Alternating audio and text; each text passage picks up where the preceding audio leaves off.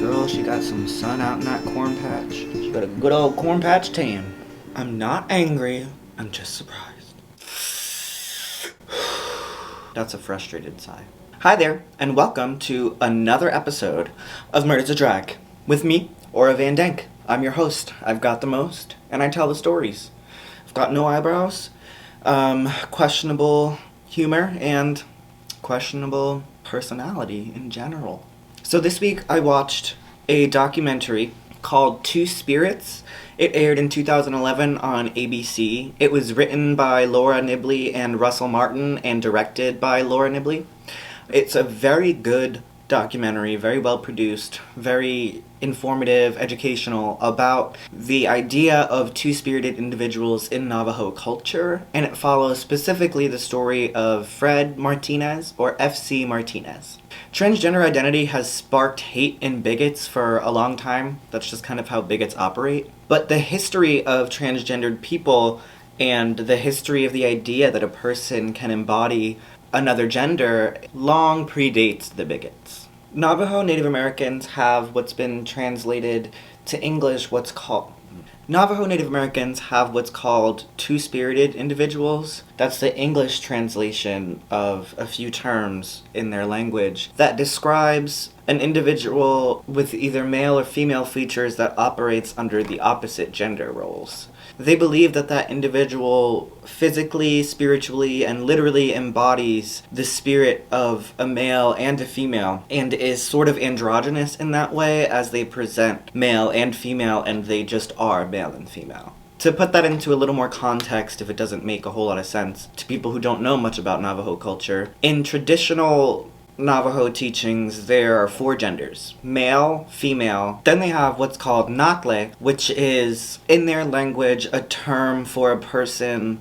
who was born a male or female and operated under the roles of a male and a female. Specifically, a nádleehí person would be somebody who was male at birth, but with a nádleehí person, their cultural belief is that they embody both a male and a female gender in their body. And then there's what's called a Dilba person, and I'm not sure that I'm getting the pronunciations right, but I'm trying my best. I looked it up, I researched some pronunciations, and I've tried from there, so forgive me. Dilba is a person born female who operated under the role of a male and took on the roles of a male later in life and operates as both male and female, but started off or was born female, for our binary definition of male and female, to make it a little more relatable for your brain. FC Martinez was a Navajo teen and identified as nádleehí and was murdered at the age of 16 brutally and horrendously. He presented as both male and female and identified accordingly. She sometimes went by the name Beyonce, on account of being as fabulous as she was. Growing up, FC was very aware that they were different from other children, but wasn't necessarily deterred by that fact. His mother wasn't the most traditional of the Navajo people on the reservation, spiritually that is, while she was raising Fred. The general vibe on the reservation, however, was way more open-minded, and I think that's probably because the Navajo culture allows for open-mindedness and celebrates differences. That's what the creator gave you. That's what whoever made you gave you, and you are different because of your creator, so you should celebrate that. So that's a take from this. Buckle down for a lesson. FC was born in February of 1985, and at the time his father worked on the Pacific Railroad. At a very, very young age, FC wanted to be just like his dad and work on the Pacific Railroads and be a railroader. Fred's dad was a cowboy, literally. So being that cowboy type that he was, FC's dad kind of tried to raise FC along the lines of cowboy strongman type of situation. Never really worked out. In the documentary that I watched, Paula Mitchell, who is FC's mother, never explicitly mentions what happened between her and FC's father, but her last name would indicate that they were no longer together, and from that point on there was no more mention of FC's dad, so I don't think that the dad remained a part of her life for very long. Paula talked a lot about Fred's compassion. She said that he would go to school on a Monday, and if he could tell that one of the kids had a bad weekend, because that was pretty common for the kids in his class in the area, he would give them hugs. So imagine this cute-ass kid coming up to you and being like, "Did you have a bad weekend? Are you having a bad day? Let me hug it better." There's nothing more in the world that I want than a hug from FC on a bad day. As he grew up, Fred started asking for some of Paula's things, being like, hey mom, can I have one of those purses? He was asking for makeup. He wanted to play around with makeup and start expressing himself that way, and just trying it out, doing what he felt was natural. What was coming natural to him, he was doing. And Paula, his mom, was on board. She had her moments of being like, yeah, Fred's definitely different, but I love him anyway. She always maintained that she loved her kid. Through thick and thin, no matter what, she was going to support and love FC. One day, FC sat his whole family down, which was him, his mom, maybe his dad at the time. Again, she wasn't super specific about when dad was no longer around. And FC's older brother. They had a family meeting, and FC told them how he was feeling, that he was essentially, in his own words, both a man and a woman. He didn't say exactly those words, like I said, in his own words, but he came out to them, essentially. And his mother told him that in their culture, there's something called nádleehí, and that's a person who has always been highly revered, highly respected, and thought to have been chosen by the holy people, by the Creator, to be special, to be the nurturer, and that they are thought to embody the spirit of both a male and a female. And after hearing that, FC was like, oh, well, that's exactly what I am. That makes sense. And it really does make sense, because FC was nurturing, kind, empathetic from the beginning. And to have this gender identity just kind of solidifies the idea that FC is nádleehí. Because of their murder, FC is probably the most well-known Navajo nádleehí person in the history of the U.S. post-colonization, but is far from the only nádleehí person in our history. Wiwa was an ambassador to Washington, D.C. in the 1800s. They were an ambassador for the Zuni Nation, and they were highly respected in their tribe, obviously, but also highly respected and revered in Washington, D.C. And Wiwa was a two-spirited transgender person. They were very visible and not at all ashamed. There was no shame in Wiwa's culture of being who they were. They were very important in their culture. They were the ambassador to the country that was colonizing them.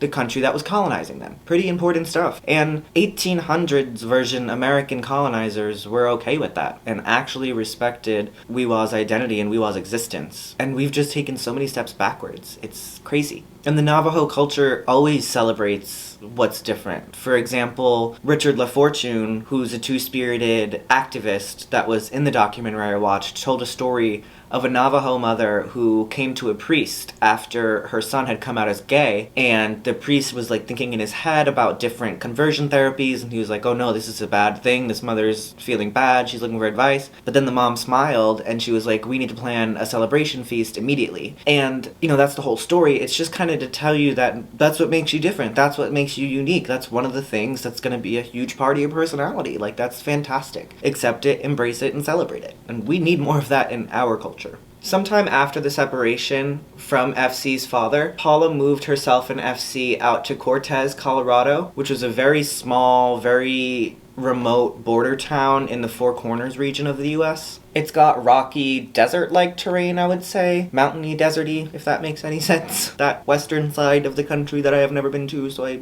don't really know. And it's home to a Navajo reservation where Paula and FC settled down. She wasn't well off by any means. They were actually pretty impoverished, and FC and Paula lived in a trailer park where their trailers were really close together, sort of dilapidated, not super well kept up, which is unfortunately the story for a lot of the reservations in the country just because of how shitty they were treated and put together when they first were. It's just the American way. All that to say, Paula and FC didn't move into the most glamorous area, and the kids there struggled financially. And when FC would see a kid wearing shoes that were getting a little ratty or clothes that were getting worn, he would give them his clothes off his back, basically, and tell his mom, I can always find another, I've got plenty at home. So giving wasn't even part of his nature, it was just part of FC's person.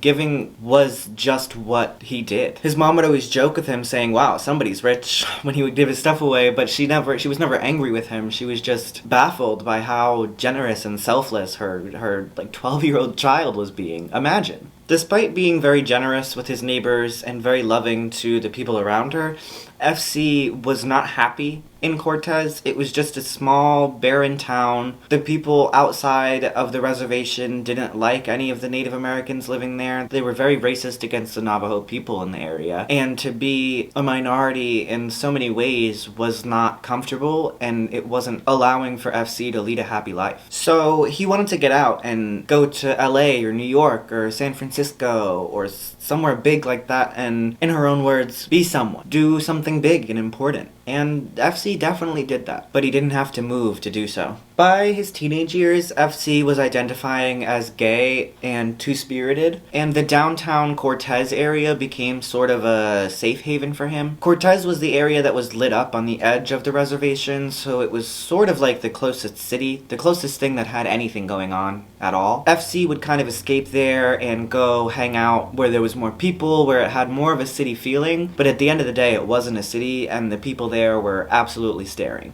Although inside the confounds of the reservation, there was a freedom to be a traditionalist Navajo person and abide by the traditional Navajo values and religious beliefs. But outside of that reservation, it was very different. There's a very stark separation and difference in Cortez in the bigoted white section, essentially, of the town and the Navajo indigenous people. When it came to public accommodations like school, parks, libraries, festivals, that sort of thing, that separation wasn't clear anymore, and the bigots tended to bully and harass and attack. Once in high school, FC was sent home for wearing these pink glittery flats to school, and when her mom got there to pick her up, she saw that FC's shoes that she wasn't allowed to wear to school were being worn by another girl standing in the office, and when she asked the principal why FC couldn't wear the shoes but she could, there was this big kerfluffle in the office, and FC's mom was definitely her number one advocate. She definitely stood up for her all the time. Bullying was coming towards FC from all angles. He was being bullied by people around town, just from stares and harassment, people at school, same thing, peers, administration at school wasn't even on his side. FC had nobody to go to but his own family and his closest friends. Sometime in early 2001, FC attempted to take his own life. He swallowed a bunch of Motrin pills, but before anything could really take effect and start to damage him, he called his friends, Marlene and Robin, and told them what had happened, and they took him to the hospital where FC got his stomach pumped. When his mom came to see him at the hospital, FC told her, "I wanted to kill myself because people hate me." And FC and her mom had this really close heart-to-heart conversation about how those people aren't her mom and those people shouldn't matter. Even though it hurts, they're just words. That kind of talk that most queer kids have had from their parents. FC ended up coming out of that rock bottom so much stronger than they were when they went in there, and that's very uncommon. A lot of the times right after rock bottom is when you're at your worst because you're clawing your way back up, but FC started back up at the top. Even though she had slipped and gone to that place, which is easy to get to when you're being bullied. You have that just suffocating, helpless feeling that nobody's out there, that there's nothing out there, that this is all it's gonna be because of who you are. But FC knew deep down that that's not how it was, and that there really was something else to live for. Something, even if he didn't know what it was then and there, or if he ever would know what it was, FC knew that there was something to live for.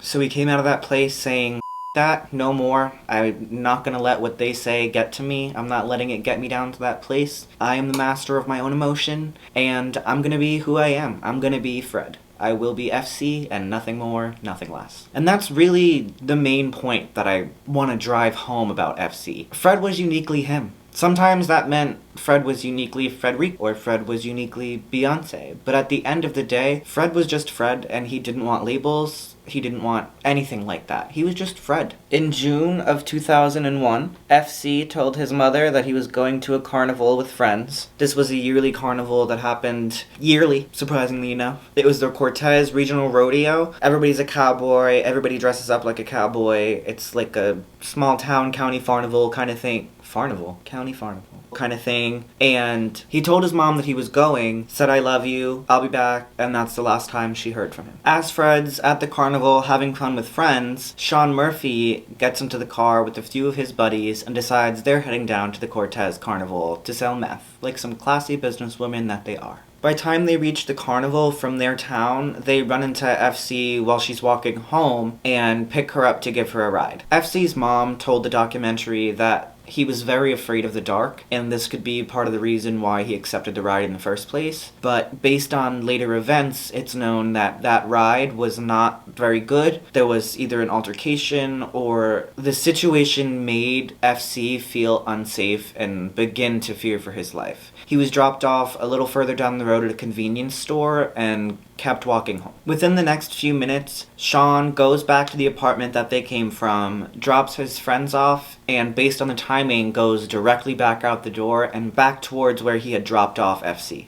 On this excursion, he runs into FC again, whether on purpose or by accident, we will probably never know, and FC starts running away. That's how we know the original meeting was not positive, it was not good. It scared FC enough to know next time he saw Sean to run for his life. FC ran into a canyon-like area where he was running on a gravel road in between two sheer rocky cliffs. As Sean began to catch up with him, FC started to climb the rocky cliff on the side of the road, and when he got towards the top, he could actually see his house and the trailer park where he lived before Sean grabbed him and pulled him back down to the ground. Clearly at this point, FC was trying with literally everything she had to get away from this killer who had nothing but rage inside of them. And that's when Sean picked up a smaller sized rock and bashed FC in the head, fracturing their skull and causing FC to start to bleed. While she was dying, FC was either dragged or crawled. Again, we don't know exacts because piece of shit Sean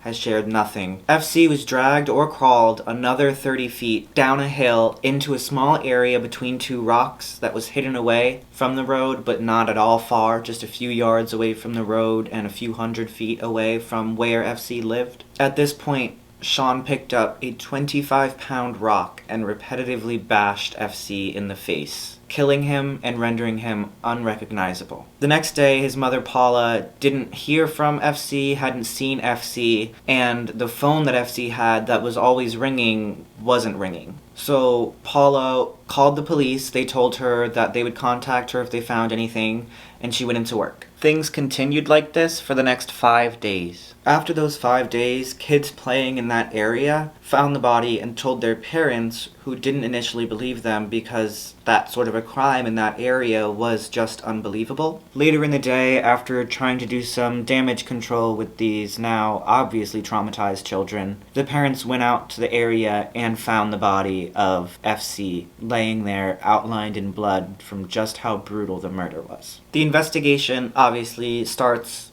after those 5 days. Crime scene photos completely destroyed Miss Paula. I don't think anybody could ever be the same after seeing something like that and having to identify their own child after the child being put through something so brutal and hateful. Sean Murphy, the murderer and local meth head, had been out bragging, surprisingly, about, quote, bug smashing a fag. Police caught on to that pretty quickly, but not much was done to apprehend him. And once again, matters fell into the hands of the queer community to protect and seek justice for their own people because nobody else will. And considering that FC was an impoverished and transgender person of color, this was not being prioritized by any means. But this time, the queer community pulled out the ace in their sleeve that we like to call Kathy Rena. Kathy is my personal favorite activist of almost of all time. Sorry, Kathy. There's a few OGs that you understand. Kathy Rena, a very powerful lesbian activist from New York. She's been present in some of the biggest hate crime cases in the country and always brings this sense of power and control to the situation. And generally, when Kathy gets involved, you're gonna come home with a win, which is rare for queer people. So she comes into Cortez from New York to meet with the DA. And at one point in the meeting, Kathy says, the DA said, well, all crimes are hate crimes, right? And Kathy was having none of it. And she leaned in real close to the table and she said, with all due respect, District Attorney, if you ever say that publicly, we'll have you for breakfast. And Mr. District Attorney said, and that's why, reason number 8,000 why Kathy is one of my favorite. Number one reason being that she's always there. She's always got boots on the ground. If she can, she'll be there. If you contact her, she'll be there. If, like a good neighbor, Kathy Rena is there, here she is. Boom. With the help of Kathy, the queer community, and activists that were actively fighting for FC's justice made it clear that they were not going to give up until this case was vigorously investigated and the killer was vigorously prosecuted. After the trial, Sean ended up taking a plea deal for second-degree manslaughter to avoid the death sentence, which was very much a possibility based on the brutality and now media coverage of the case. He was sentenced to 40 years in prison and served only 17 of those years. He was released at the age of 36 in 2018 and allegedly resides in Greeley, Colorado. Kathy Rena said, "A hate crime is a crime that's directed at an entire community. The victim may be an individual, but the anger, the hatred, the bias, and the prejudice, it's directed at the entire group of people. It creates a climate of fear in that community." That's why it's so important for these crimes to be tried as hate crimes, because they're tragic, they're disgusting acts of ignorant violence, but they affect entire communities of already marginalized people and put fear into their hearts the same way a terrorist attack put fears into people's hearts. Hate crimes are an act of terror. At their funeral, FC's family had placed pictures of him presenting male and pictures of her presenting female on the casket, giving a final nod to their identity as a two-spirited Navajo person. FC had always been very proud of that and had always been very excited that the creator had chosen him to be a two-spirited person and to be a leader and to be a nurturer. And for them to honor that at the very end is very touching. Another really cool story about sort of the mourning process and after the death of FC is that in Navajo spiritual belief, once a person is deceased, you're not supposed to speak their name for 4 days to give them a chance to ascend properly. If you speak their name before the 4 days, they might not be able to ascend properly and end up trapped in the physical world.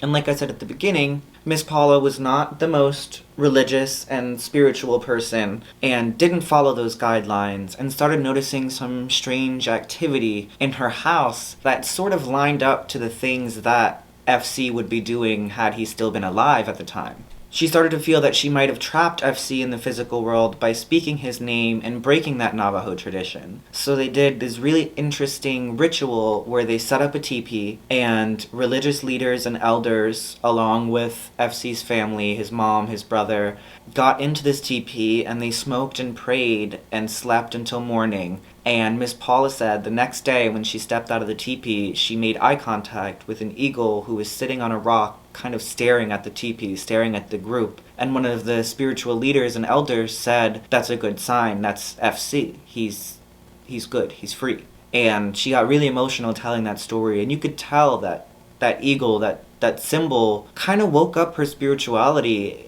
by giving her comfort about her deceased child. And I think that that is just so interesting and cool and sad that a lot of that religion was lost because of the colonization that happened in this country and because of the assimilation schools, and all of that has lost knowledge of two-spirited individuals, a broader spectrum of gender that's been around since before our modern society, and all of that is lost because colonization. FC's case has been brought up in a lot of hate crime trials since then. Lots of trials where somebody was murdered or assaulted based on their gender identity or sexual identity, and it's used as a sort of what not to do precedent. So out of this tragedy, there's been able to be some justice, years down the road, but FC's death was certainly not in vain. No death is ever really in vain. But this is one of those terrible, awful hate crimes that helped to start a movement in the right direction, making FC another unwilling martyr for our community. Even though FC had a horrendously brutal end to their very short existence, they were so important to queer culture and the forward movement of legislation protecting us against hate crimes that they will never be forgotten under any circumstances. And I want to do my part to keep that memory alive and in our minds, where it should be. And with that, it's time for lashes, wig, other general transformation items.